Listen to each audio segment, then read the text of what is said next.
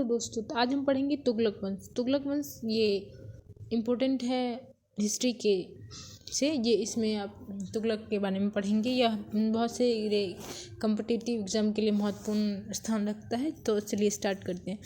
अलाउद्दीन खिलजी सेनापति गयासुद्दीन तुगलक या काजी मलिक तुगलक वंश के प्रथम शासक था। तुगलक वंश की स्थापना की थी। तुगलक वंश की स्थापना की थी। इसकी माता हिंदू जाट महिला थी और पिता एक कुरान तुर्क था जो बलबन का दास था। गयासुद्दीन तुगलक अलाउद्दीन खिलजी के शासनकाल में कई महत्वपूर्ण अभियान का अध्यक्ष था तथा उसे दीपानपुर का राज्यपाल नियुक्त किया गया था। 29 अवसरों पर उन्होंने मुगलों के विरुद्ध युद्ध किया था। उन्हें भारत से बाहर खदेड़ा, इसलिए वह मलिक उल गाजी के नाम से प्रसिद्ध हुए। खुसरो शाह ने को समाप्त करके उसे दिल्ली के सिंहासन पर अधिकार कर लिया था। 18 सितंबर 1920 को सुल्तान बना। उसका एक नाम गाजी बेग तुगलक या गाजी तुगलक था। इसी कारण इतिहास ने इसे उत्तराधिकार को भी तुगलक पुकारा जाना लगा और उसका वंश तुगलक वंश कहलाया।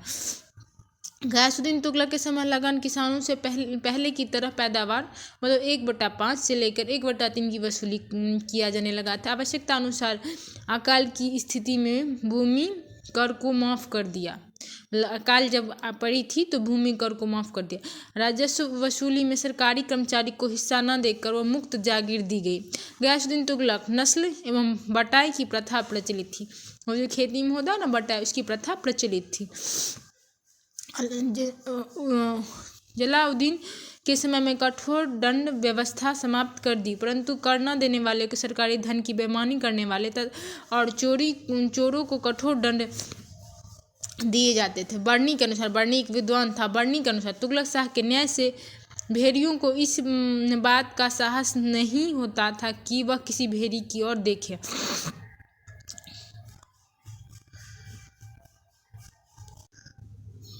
दिल्ली सल्तनत के सभी सुल्तान मोहम्मद बिन तुगलक 1325 से लेकर 1351 है। सर्वाधिक विद्वान एवं शिक्षित शासक था। तुगलक जो था वो सर्वाधिक विद्वान और शिक्षित शासक था। वह खगोल शास्त्री, वह खगोल विज्ञान, गणितज्ञ और आयु विज्ञान सहित अनेक विधायतों के निपुण था। मतलब वो खगोल शास्त्री भी था, विद्वान भी था, शिक्षित था। मतलब वो बहुत ही विद्वान शासक था।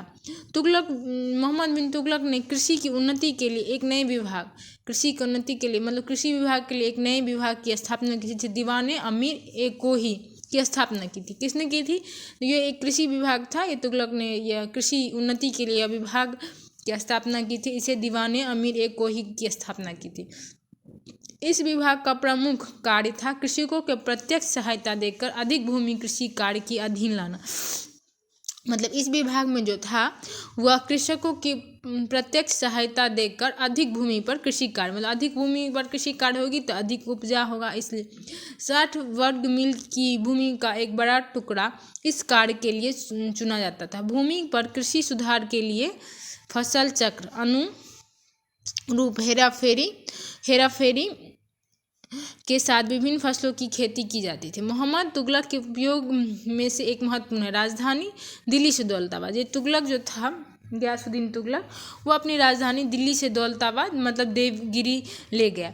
इब्न बतूता के अनुसार सुल्तान को दिल्ली के नागरिक सम्मानपूर्ण पत्र लिखते थे, इसलिए उन्हें दंड देने के लिए उन्हें देवगिरी की राजधानी बनाने का निर्णय किया। डॉक्टर के एम निज़ाम के अनुसार सुल्तान कुतुबुद्दीन मुबारक खिलजी ने देवगिरी का नाम कुतवाबाद रखा। मोहम्मद तुगलक ने दौलताबाद देवगिरी के कुब्ज अल इस्लाम भी कहा गया। मोहम्मद बिन तुगलक अपने सिक्के पर अल सुल्तान जल्ली अलहाल, सुल्तान ईश्वर की छाया, मतलब इसका मतलब सुल्तान ईश्वर की छाया, ईश्वर सुल्तान का समर्थक है, यदि वाक अंकित किया। मोहम्मद बिन तुगलक के द्वारा जारी स्वर्ण सिक्के को इब्न बतूता द्वारा दिनार की संज्ञा दी गई। यदि मोहम्मद बिन तुगलक थे, उन्होंने स्वर्ण सिक्का जारी किया था जिसे इब्न बतूता द्वारा दिनार की संज्ञा दी गई। बर्नी के अनुसार तुगलक के 5 प्रमुख योजनाओं का विशेष रूप से उल्लेख है। ये बहुत सारी योजना बनाई जो, लेकिन 5 जो है वह बड़ी ही महत्वपूर्ण योजना है। दोआब में कर की वृद्धि, पहला योजना। देवगिरी को राजधानी बनाया, मतलब दौलताबाद से देवगिरी राजधानी। सांकेतिक मुद्रा जारी किया, खुरासान पर आक्रमण किया और कराचिल की ओर अभियान किया। इब्न बतूता मोरक्को मूल का अफ्रीकी यात्री था। इब्न बतूता जो था वो मोरक्को मूल की अफ्रीकी यात्री था। यह मोहम्मद बिन तुगलक के कार्यकाल में भारत आया था। मोहम्मद बिन तुगलक ने दिल्ली का काजी नियुक्त किया था। बाद में 1382 ईस्वी में सुल्तान का राजदूत बनाकर चीन भेज दिया गया। इब्न बतूता ने किताब रहला, इब्न बतूता मोरक्को का यात्री था, उसकी बुक रहला का नाम अपनी यात्रा वृत्तांत रखा। सुल्तान काल में डाक व्यवस्था का विस्तृत वर्णन किया। इब्न बतूता की यात्रा वृत्तांत द्वारा प्राप्त होता है। ये जो इब्न बतूता था वो सुल्तान था मोहम्मद बिन तुगलक, इसकी डाक व्यवस्था का विस्तृत वर्णन इब्न बतूता ने अपने पुस्तक रहला में किया। दिल्ली के सुल्तानों में मोहम्मद बिन तुगलक प्रथम सुल्तान था जो हिंदुओं के त्यौहार मुख्यतः होली में भाग लिया। यह पहला सुल्तान था, मुस्लिम सुल्तान था, जो हिंदुओं के त्यौहार होली में भाग लेता था। उसने गैर तुर्की और भारतीय मुसलमानों को भी अपनी सरकारी पदों पर नियुक्त किया था। वो गैर तुर्की और भारतीय मुसलमानों को भी सरकारी पदों पर नियुक्त किया था। इसके कारण बर्नी ने इसकी कटी आलोचना भी की थी। ऐसे व्यक्ति को छिछोरा, माली, जुहला, नाई, रसोइया आदि कहा जाता था। 20 मार्च 1351 को मोहम्मद बिन तुगलक की मृत्यु हो गई। इसके निधन पर बंदाई ने लिखा कि सुल्तान को अपनी प्रजा से और प्रजा को अपने सुल्तान से मुक्ति मिल गई। क्यों बंदायनी ने ऐसा कहा? क्योंकि वो हर समय नई योजना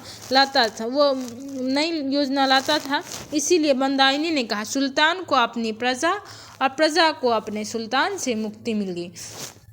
फिरोज शाह तुगलक ने सामान्य लोगों की भलाई के लिए कुछ उपकार के कार्य किए। नियुक्ति के लिए दफ्तर, रोजगार दफ्तर खोल कर यह प्रत्येक मनुष्य के गुण एवं योग की पूरी जांच पड़ताल के बाद यथासंभव अधिक से अधिक लोगों की नियुक्ति करते थे।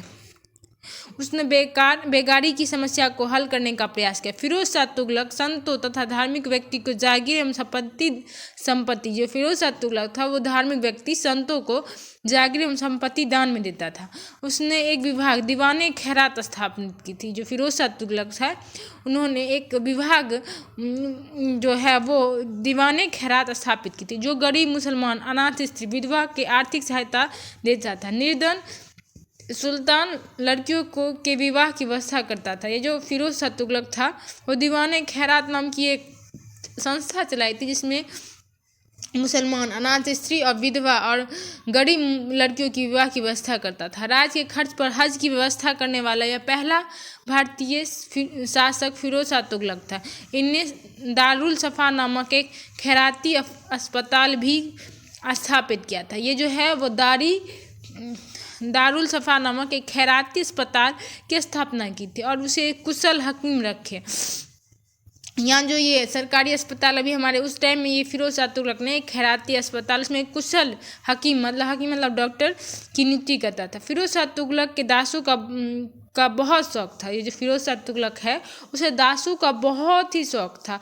उसके दासों की संख्या संभवतः 1,80,000 तक पहुँच गई थी।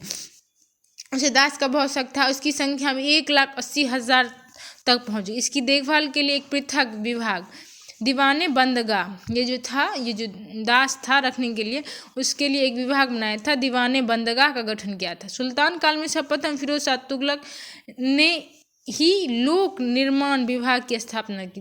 कहा जाता है कि फिरोज शाह ने 300 नबी नगरों का निर्माण किया था। इसके द्वारा बसाए नगर फैज़ाबाद, हिसार, फिरोजाबाद, जौनपुर, फिरोजाबाद मुक्त थे। फरसिता के अनुसार फिरोज शाह ने 40 मस्जिद, 30 विद्यालय, 20 महल और 100 सराय और 200 नगर और 100 अस्पताल, 5 मकबरे और 100 सार्वजनिक स्नानागार और 10 स्तंभ और 150 पुल का निर्माण किया था। अपने बंगाल अभियान के दौरान उन्होंने एक तलाक का नया नाम आज़ादपुर तथा पंडुआ का नया नाम फिरोज शाह रखा। इसके साथ ही मुख्य वास्तुकार मलिक गाजी शाहनान था। प्रत्येक भवन की योजना को अपने व्यय अनुसार अनुसार सात दीवाने विरासत के सम्मुख रखा जाता था, तभी उस पर एक धन स्वीकार किया जाता था। फिरोज शाह तुगलक का शासनकाल भारत में नहरों के लिए सबसे बड़े जाल का निर्माण करने के कारण प्रसिद्ध था। सिंचाई की सुविधा के लिए 5 बड़ी नहर का निर्माण किया। प्रथम नहर 150 मील लंबी थी, जो यमुना नदी का पानी हिसार तक ले जाती थी। दूसरी नहर 96 मील लंबी थी, जो सतलज से घाघरा तक जाती थी। और तीसरी सिरमौन की पहाड़ी से निकलकर हाजी तक जाती थी। चौथी घाघर की फिरोजाबाद तक थी। पांचवी यमुना नदी से फिरोजाबाद तक थी। फिरोज तुगलक की सिंचाई और यात्रियों की सुविधा के लिए 150 कुएं भी खुदवाए। फिर सत्ता के अनुसार फिरोज ने सिंचाई की सुविधा के लिए विभिन्न स्थानों पर 50 बांध और 30 झील तथा जल के संग्रहण करने के लिए तालाब निर्माण कराए। फिरोज तुगलक उलेमान वर्ग की स्वीकृति के पश्चात हक के कर्म नामक सिंचाई कर लगाए। दिल्ली का प्रथम सुल्तान था। उन किसानों को जो सिंचाई के लिए शाही नहरों का पानी उपयोग में लाते थे, उसके पैदावार का 1/10 भाग सरकार को देना पड़ता था। फिरोज शाह तुगलक द्वारा ब्राह्मणों पर जजिया लगाया गया तो उल्लेखनीय है कि इस समय तक ब्राह्मण उस कर के मुक्त रखे गए थे। फिरोज शाह तुगलक बागवानी अपनी अभिरुचि के कारण दिल्ली के निकट 1200 नए फलों के बाग लगाए थे। इन्होंने अपने बागों में फलों की गुणवत्ता सुधारने के लिए भी उपाय किए थे। फिरोज शाह तुगलक अशोक के 2 स्तंभ मेरठ और टोपड़ा से दिल्ली लाया था। टोपड़ा वाले स्तंभ में महल और फिरोजाबाद के मस्जिद के निकट पुनः स्थापित करा था। मेरठ वाले स्तंभ को दिल्ली के वर्तमान बड़ा हिंदू राव अस्पताल के निकट एक टीले केसविक विकार या अखरोट स्थल पर पास पुनः स्थापित कराया। दिल्ली के सुल्तान फिरोज तुगलक का उद्देश्य एक अनुवाद विभाग की स्थापना की थी, जिसे उन्होंने हिंदू और मुस्लिम दोनों संप्रदाय के लोगों के लिए एक दूसरे के विचार को समझ बेहतर हो सके, इसके लिए कुछ संस्कृत ग्रंथ का फारसी में अनुवाद किया था। नासिरुद्दीन मोहम्मद तुगलक वंश का अंतिम शासक था। उसके शासनकाल में ख्वाजा जहां के जौनपुर के स्वतंत्र राज्य की स्थापना की थी। पंजाब का सूबेदार खिज खां स्वतंत्र होकर दिल्ली को प्राप्त करने के प्रयास करने लगा। फिरोज के एक अन्य पुत्र नुसरत शाह ने नया जायसुद्दीन की चुनौती दी। फलस्वरूप तुगलक वंश 2 भागों में विभाजित हो गया। दोनों शासकों ने एक साथ दिल्ली के छोटे से राज्य की शासन किया था। नजदीन दिल्ली में रहा। नुसरत शाह फिरोज शाह ने शाहीउद्दीन मोहम्मद के शासनकाल मध्य एशिया के महान मंगोल सेना तैमूर ने भारत पर आक्रमण किया। यह कथन उस शासक के लिए प्रचलित है। शहंशाह की सुल्तान दिल्ली के पालन तक फैली हुई है। तैमूर का आक्रमण दिल्ली सुल्तान के तुगलक दोनों को ही नष्ट कर दिया। 1412 में नसरुद्दीन मोहम्मद की मृत्यु के बाद तुगलक वंश का अंत हो गया। 1413 में सरदार ने दौलत खां को दिल्ली के सुल्तान चुना, परंतु उसे खिज खां ने पराजित कर दिया। वह तैमूर द्वारा नियुक्त लाहौर का सूबेदार था। तैमूर का आक्रमण 1414 ईस्वी में अपने दिल्ली पर अधिकार करके एक नए वंश सैयद वंश की नींव डाली। यहाँ पे कुछ क्वेश्चन है जो प्रीवियस ईयर क्वेश्चन है। अलाउद्दीन खिलजी जिन्हें सेनानायक में कौन सा तुगलक वंश का प्रथम सुल्तान था? तो गाजी मलिक हो जाएगा। गाजी मलिक किस वंश का संस्थापक था? तो तुगलक हो जाएगा। कृषि के समतुल करने के लिए नहर खुदवाए। 13वीं शताब्दी में निम्नलिखित में से पहला शासक होने का श्रेय किसे जाता है? तो ये भी गयासुद्दीन तुगलक हो जाएगा। किस वंश के सुल्तान ने सबसे अधिक समय तक देश में राज किया? तो ये हो जाएगा गयासुद्दीन तुगलक। किस दिल्ली सल्तनत ने सर्वाधिक विद्वान शासक जो खगोल शास्त्री और गणितज्ञ वायु विज्ञान सहित थे? ये भी हो जाएगा तुगलक, मोहम्मद बिन तुगलक। अमीर ए कोहिन एक नया विभाग सल्तनत द्वारा शुरू किया गया। तो ये हो जाएगा आपको मोहम्मद बिन तुगलक। ऐसे ही बहुत सारे क्वेश्चन हैं जो रिपीट हो गए हैं। इसमें हो जाएगा भारतीय सर्वप्रथम सांकेतिक मुद्रा का प्रचलन किसने किया था? तो यह मोहम्मद बिन तुगलक ने ही किया था। मूर के देश की विभक्तता किसके शासनकाल में आया था? तो ये भी तुगलक के शासनकाल में आया था। यही सब है क्वेश्चन। इम्पोर्टेंट होली के त्यौहार में कौन उत्सव में भाग लेता था, तो ये भी मोहम्मद बिन तुगलक हो जाएगा। दिल्ली के लिए मुस्लिम शासक निधन पर इतिहास का राजा को प्रजा से, प्रजा को राजा से मुक्ति मिल गई, तो यह मोहम्मद बिन तुगलक थे, क्योंकि वो बहुत सारे ये योजनाएं बनाती थी। दिल्ली के किस सुल्तान से ज़्यादा नहरों का निर्माण किया था, तो ये फिरोज शाह तुगलक ने करवाया था। ये हक के श्रव अर्थात सिंचाई कर लगाने वाला दिल्ली का प्रथम शासक, तो वो हो जाएगा ये फिरोज तुगलक। यही सब है, यहाँ तक है। आप लोग बोलेंगे तो इतना, उसके बाद हो जाएगा नेक्स्ट में लोधी वंश, उसके बाद वैसे सैयद वंश होगा, उसका लोधी वंश, सैयद वंश को ही। चलिए तो यार आज के लिए इतना ही, धन्यवाद।